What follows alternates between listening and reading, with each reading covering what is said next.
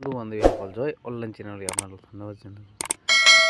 আজি মই তোমালোকৰ মাজত ক'ব বিচাৰিছোঁ যে DHS আৰু DME Ayush আৰু DHSFW এইবিলাকৰ ৰিজাল্ট কেতিয়া দিব আৰু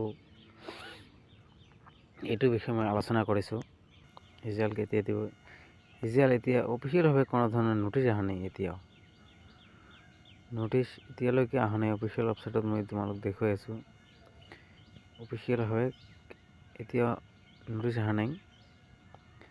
যেতিয়া নোটিছখন আহি যাব মই তোমালোকক ডাইৰেক্ট দেখুৱাই দিম। ৰিজাল্টৰ লিষ্টখন ডাইৰেক্ট ওলাই দি দিম তোমালোকক।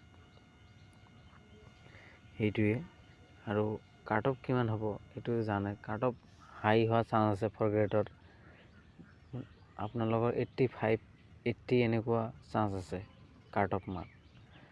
আৰু থাৰ্ড গ্ৰেডৰ এনেকুৱা হ'ব, থাৰ্ড গ্ৰেডৰ এনেকুৱা মাৰ্ক হ'ব 90, 85 এনেকুৱা কাট অফ হোৱাৰ চান্স আছে বহুত। আপোনালোক যদি এক্সাম ভাল হৈছে তেনেহ'লে চিন্তা কৰিব নালাগে। আপোনালোকৰ লিষ্টত নাম আহি যাব, একো চিন্তা কৰিব নালাগে।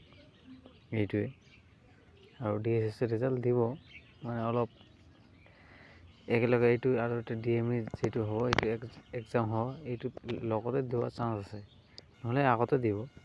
এইটোৱে আজিৰ ভিডিঅ' আৰু জয় অনলাইন চেনেলটো যদি তেনেহ'লে ছাবস্ক্ৰাইব কৰি দিয়া নাই আপোনালোক, প্লিজ ছাবস্ক্ৰাইব কৰি দিব। আপোনালোক এনেধৰণৰ নতুন নতুন ভিডিঅ' পাই থাকিব এনেকুৱা ধৰণৰ। আজিৰ ভিডিঅ' ইমানেই। থেংক ইউ, নমস্কাৰ, জয় হিন্দ।